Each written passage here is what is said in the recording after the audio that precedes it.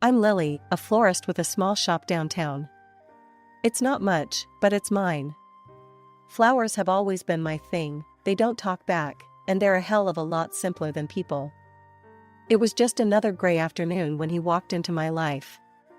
The door chimed and in came this guy, looking like he'd just come from a corporate battlefield, tie askew, and hair slightly damp from rain.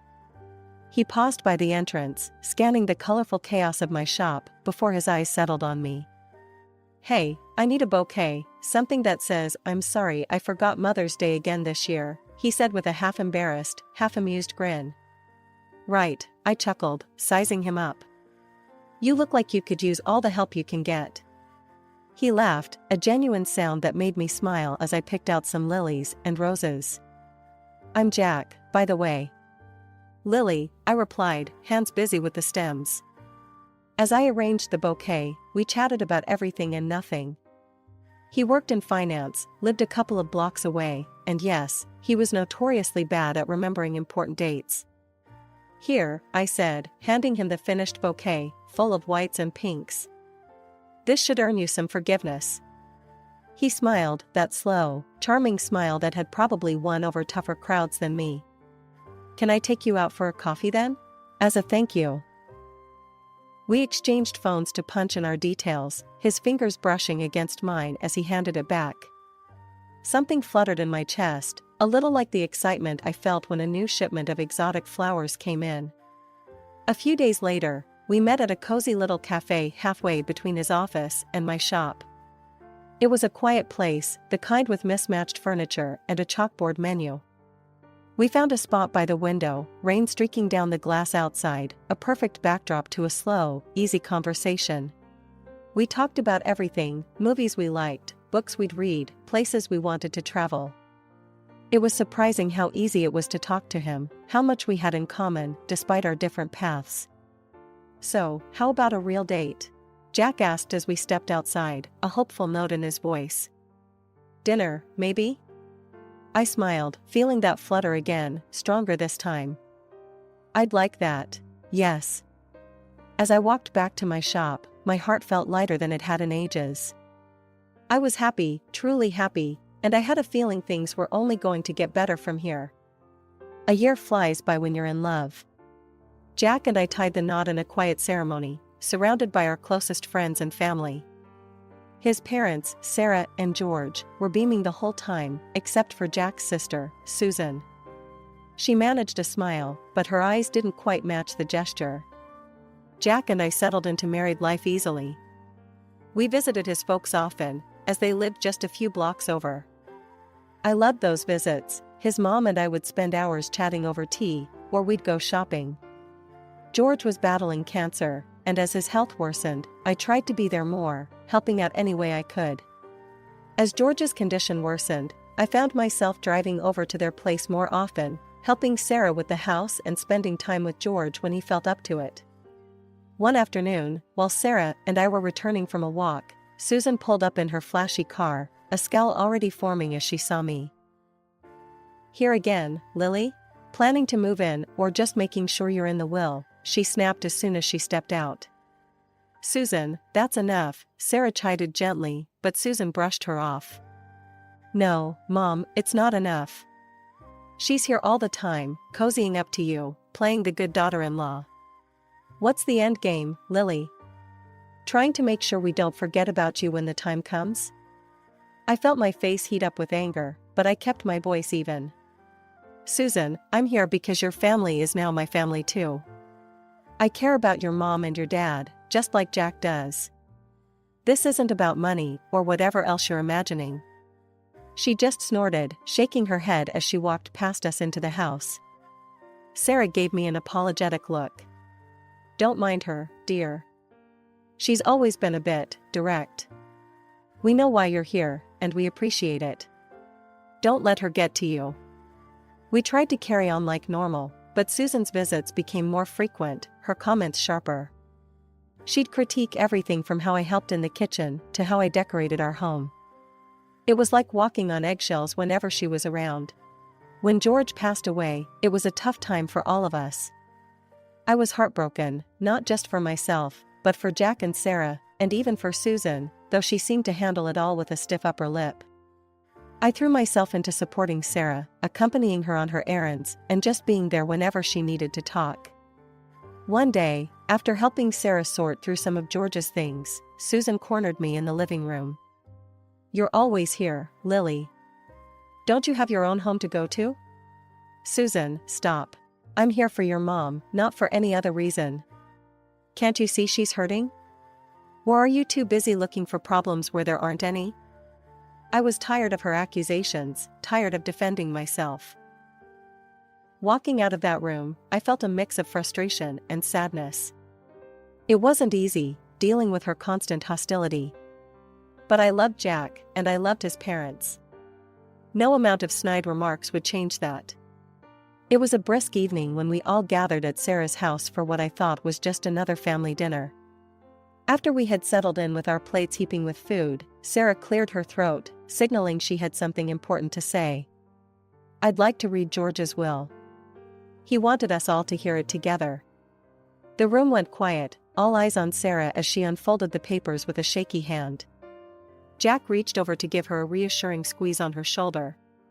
Susan and her husband, Rick, leaned in, anticipation written all over their faces. "George left half of his estate to me," Sarah began, her voice steady despite the palpable tension, "and the other half he has left to his future grandchildren." A moment of silence followed. I glanced at Jack, whose face was a mixture of sadness and resolve. He nodded slightly at me, as if to say we'd figure this out together. "Well, that's a pretty forward-thinking move," I commented, trying to keep the mood light. "Ensuring the kids have something is really thoughtful." Susan, on the other hand, didn't take it so lightly. "So, basically, Rick and I need to hurry up and have kids," she blurted out, half joking, half serious. "It's not a race, Susan," Jack said, trying to soothe the sudden tension. But for Susan, it seemed to become exactly that, a race. Over the next few months, her efforts to conceive became her main focus. She talked incessantly about doctor's appointments and fertility treatments at every family gathering. It was clear this quest was taking a toll on her. One Sunday lunch, as we all dug into dessert, Susan launched into a detailed account of their latest visit to the fertility clinic. "You wouldn't believe how much we've spent already," she complained, spooning another large piece of cake onto her plate. "It's like a full-time job, this whole getting pregnant thing." As the months rolled on, Susan's frustration only grew. Despite her efforts, pregnancy remained elusive. At a particularly low point, after her third unsuccessful attempt at artificial insemination, she broke down during a family barbecue. "It's not fair," she cried out, tears streaming down her face as she sat slumped in a patio chair. "Why is this happening to me? I'm trying everything, and nothing works." "It's going to be okay, Susan." Sarah tried to console her, rubbing her back. "These things take time. Maybe you're putting too much pressure on yourself." But Susan was beyond consolation. "You don't understand, Mom. It's not just about having a baby. It's about Dad's will, about securing our future. I need this." The desperation in her voice was heartbreaking. Jack and I exchanged looks, both of us feeling helpless. We knew how much she wanted this, how it had consumed her. It was another one of those communal dinners at Sarah's house. These gatherings had become more strained than soothing, especially with Susan's increasing demands and deteriorating demeanor. As we all sat down, the air was thick with the scent of roast beef and the undercurrents of unspoken tensions. Just as we were about to start eating, Susan clinked her glass, standing with a bit of a struggle due to her now prominent belly. "I have an announcement," she declared, her voice tinged with a mix of triumph and challenge. "I'm pregnant, finally," she beamed, rubbing her belly. The table erupted in congratulations, everyone expressing their joy and relief, but I noticed the smug look she shot me as she continued. "And once the baby arrives, Dad's money will go to where it rightfully belongs, my child." Her words, especially the way she looked at me when she said them, felt like a slap. Jack squeezed my hand under the table, a silent signal not to rise to the bait. "That's wonderful news, Susan. I managed to say, keeping my voice steady despite the irritation bubbling inside. Yeah, isn't it? Susan smirked. It's just so perfect. Now everything's falling into place. As the dinner progressed, Susan's demeanor became more unbearable. She demanded special attention for her dietary needs and wouldn't let anyone forget for a minute that she was carrying the family's future heir. Could you pass the salt? Oh wait, no, I shouldn't. Doctor's orders, she'd say, then launch into a detailed account of her latest doctor's visit, fishing for more sympathy. Jack and Sarah were endlessly patient with her, but I could see the strain on their faces. Later, when I helped Sarah clear the dishes while the others sat digesting both the meal and Susan's news, she whispered, "I'm sorry, Lily. I know she can be a bit much." Her attitude only worsened over the months. Her pregnancy seemed to embolden her, giving her new ammunition to use against me. She critiqued everything from the way I dressed. "Don't you think that skirt's a bit tight for a family dinner, Lily?" To how much time I spent at work, "Must be nice, caring more about flowers than family." Each visit left me more drained than the last. I started making excuses to avoid these family gatherings, much to Jack's dismay. "I know she's tough, but she's still my sister. We need to show some unity, especially now," he'd argue. But it was hard. Hard to sit there and be the target of Susan's sharp tongue, hard to watch her turn what should have been a happy time into a series of battles, each one chipping away at the family's foundations. One quiet afternoon, when I thought I had the house to myself, I overheard Susan talking to Rick in the kitchen. "Once this baby is born, things are going to change around here. I'll make sure of it." Her words chilled me. It wasn't just about the inheritance anymore, it was about control, about reshaping the family dynamics to her whims. Life has a funny way of throwing you curveballs when you least expect it. One such curveball came my way on an ordinary Thursday morning. I hadn't been feeling right for a few days, nausea washing over me in waves, a weird aversion to coffee, and on a hunch, I bought a pregnancy test. When the 2 pink lines appeared, my heart did a little dance. I was pregnant. Barely containing my excitement, I waited for Jack to come home from work. The moment he walked through the door, I blurted out, "Guess what? We're going to have a baby." Jack's eyes widened, his briefcase hitting the floor with a thud as he rushed over to hug me. "Seriously? Oh my God, that's amazing, Lily." We spent the evening in our little bubble of happiness, but soon it was time to confirm things professionally. After a visit to the doctor and the positive results in hand, we decided it was time to share the news with Sarah.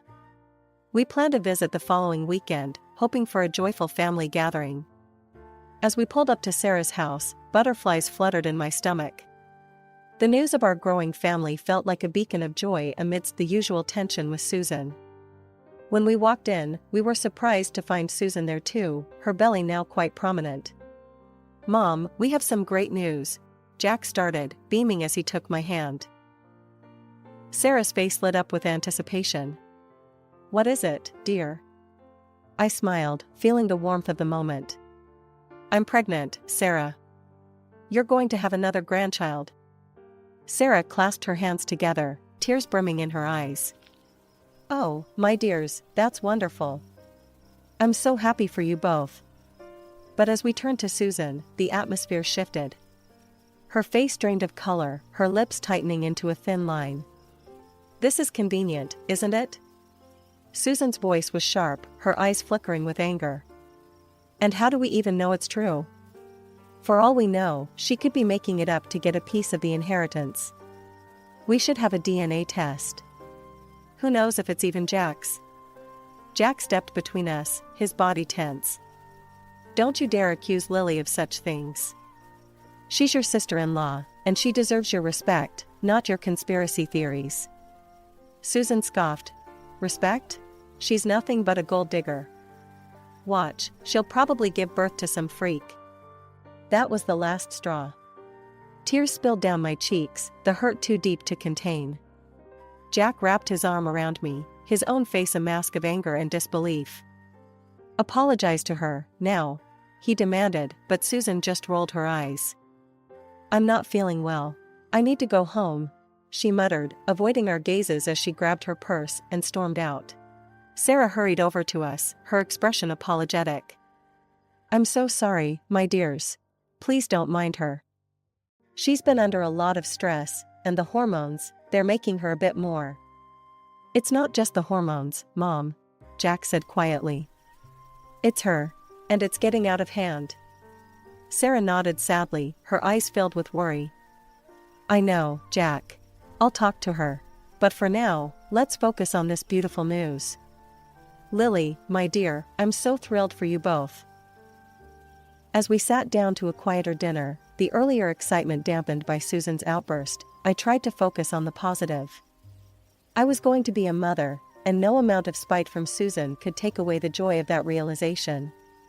When Jack's mother invited me over for morning coffee and mentioned she had baked my favorite blueberry pie, I couldn't resist. I arrived at Sarah's home, to the comforting aroma of fresh coffee and pie. To my surprise, Susan was there too. The atmosphere was oddly calm, a stark contrast to our last encounter. She even managed a small smile as I walked in. Lily, I want to apologize for last time, Susan said, her voice lower than usual. I was out of line. It shouldn't have happened. I was taken aback by her sudden change in demeanor, but decided to take the high road. Thank you, Susan. I appreciate that. Let's just put it behind us. We sat down at the kitchen table, and Sarah served the pie and poured the coffee. The pie was as delicious as I remembered, and for a moment, it felt like things might actually be okay. But halfway through, a sharp headache pierced through my temples. Ugh, I've got a terrible headache all of a sudden, I murmured, rubbing my forehead. Oh, I have something for that, Susan quickly said, getting up from her seat. It's totally safe for pregnancy. I'll get it for you. She returned with a pill and a glass of water, her hand steady, her eyes watching me closely. Here, this will help. I hesitated for a moment, looking at the small white pill in her hand. Something felt off, but my throbbing head pushed those thoughts away. I thanked her and swallowed the pill, hoping for relief. After a few minutes, my headache didn't subside. Instead, a wave of nausea overcame me. I think I need to rinse my glass, I said, standing unsteadily. In the kitchen, as I washed the glass, my gaze caught on something in the trash bag. My heart stopped when I saw the packaging. It was unmistakably the type of medicine George used during his chemotherapy. Panic surged through me as I remembered the dire warnings about such drugs and their effects on pregnancy. My hands shaking, I pulled out my phone and dialed 911. I think I've taken something dangerous for my pregnancy, I said as soon as the operator picked up. Ma'am, you need to try to vomit immediately to prevent any more absorption into your system, the operator instructed urgently.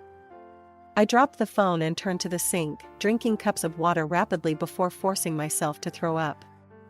It was horrible, the feeling of panic mixed with the physical strain, but I kept going until I felt I couldn't anymore. From the other room, I could hear the muffled sounds of Sarah asking, Lily, are you all right in there? I didn't answer, my focus solely on what the operator had told me. I kept drinking water, kept trying to clear whatever I had ingested from my system. Stumbling out of the bathroom, my hands still trembling and my heart pounding, I found Sarah and Susan waiting anxiously. Their faces were etched with concern, or in Susan's case, something that flickered suspiciously like fear. I need quiet right now, I managed to say, my voice hoarse from the ordeal. Please, just, no questions. Without waiting for their response, I pulled out my phone and dialed Jack. His voice was a lifeline as I recounted the terrifying discovery and my subsequent actions. I'm calling the police, Lily, he said firmly. Stay there. They'll be with you shortly. The moment Susan heard the word police, her face lost all color. You're making a scene over nothing, she snapped, her voice rising. You're just trying to get attention. Enough, Susan. Sarah's voice cracked like a whip. What did you give to Lily? Just paracetamol, Mom, Susan replied, her voice shaky, eyes darting around nervously. Nothing harmful. I cut in, my patience worn thin. then explained the chemotherapy drugs in the trash. That's not paracetamol. Susan's eyes widened, and she made a move toward the kitchen, perhaps to hide or dispose of the evidence, but it was too late. The sound of sirens filled the air, and within moments, police officers were at the door. I told them everything, from the suspicious pill to my alarming discovery. They listened intently, taking notes, their expressions grim. One officer held up the package of medication I had found. "We'll need to check this for fingerprints," he said, sealing it in an evidence bag. Susan stood by, pale and silent. When the ambulance arrived, I was whisked away to the hospital for a thorough medical examination, leaving the house under a cloud of unanswered questions and unspoken accusations. Over the next couple of days, the police worked swiftly. Susan was detained after her fingerprints were found all over the medication packaging. During the interrogation, she initially stuck to her story, claiming, "I just touched those meds when I was in Dad's room once." But Sarah dismantled her defense with a few cold facts. "Those drugs were always kept in a locked cabinet," she told the police, her voice steady despite the emotional weight of her words. Susan never went in there until that day. Faced with overwhelming evidence, Susan finally broke down and confessed. "I just wanted to make sure the inheritance was secure. I didn't think it would go this far," she sobbed, her facade crumbling. The confession was a small solace in the storm of emotions. Betrayal, fear, and relief mingled within me, leaving me exhausted but grateful that the truth had come to light. As the dust settled from the whirlwind of police investigations and hospital visits, more shocking revelations came to light, each one more unbelievable than the last. It turned out that Susan had never been pregnant at all. She had fooled everyone with a prosthetic belly, plotting to eventually adopt a child from another state to pass off as her own. Her plan was to secure her share of her father's inheritance under false pretenses. Her husband, Rick, was blindsided by the deception. "I don't understand how she could do this," he confessed to me one afternoon, his voice heavy with betrayal. "She kept saying intimacy could harm the baby, so I believed her. I listened, offering a sympathetic ear, though inside, my emotions were a tangled mess of relief and anger. Relief that my baby was safe and anger at the lengths Susan had gone to. Thankfully, the doctors confirmed that my quick actions had prevented any harm to my unborn child. The relief that flooded through me was indescribable. Jack and I held each other in the hospital, our bond deepening in the face of adversity, our future as a family looking bright again. However, Susan's fate took a darker turn. She was convicted of attempting to harm me and sentenced to 3 years in prison. At Sarah's insistence, the courts also adjusted George's will, effectively disinheriting Susan. This meant she could no longer claim any part of her father's estate, regardless of any future children she might have. The fallout was severe. Sarah, heartbroken but resolute, distanced herself from her daughter, focusing on healing the family that remained. Rick, feeling betrayed and disgusted, filed for divorce and cut all ties with Susan. A few months later, our little bundle of joy arrived, a beautiful, healthy daughter who was the spitting image of Jack. Holding her in my arms, every struggle seemed worth it to reach this moment of pure happiness. We decided to save the inheritance money for her education and any future siblings she might have. But peace was short-lived. Shortly after Susan's release, she reached out to me, her voice desperate over the phone.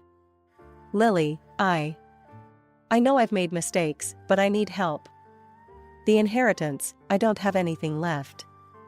I held the phone tightly, my other hand instinctively cradling my daughter, who was nestled against my chest. "Susan, after everything that happened, I can't do this. I have to think about my family now." Without waiting for her response, I ended the call and blocked her number. Jack stood by the doorway, having overheard the conversation. He walked over and put his arm around us. "Are you okay?" he asked, his brow furrowed in concern. "Yeah, I am now," I replied, gazing down at our daughter who gurgled happily, oblivious to the complexities around her.